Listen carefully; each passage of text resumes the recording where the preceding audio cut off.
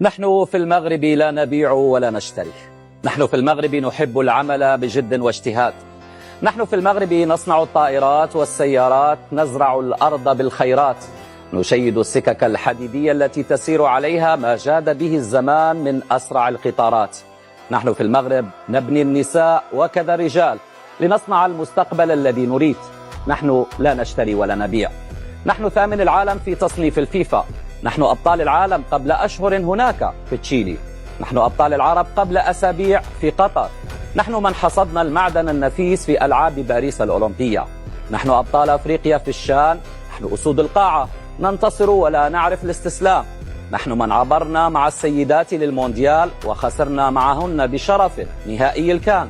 نحن أيها السادة من رفع أسهم القارة الأفريقية في بورصة الكرة العالمية.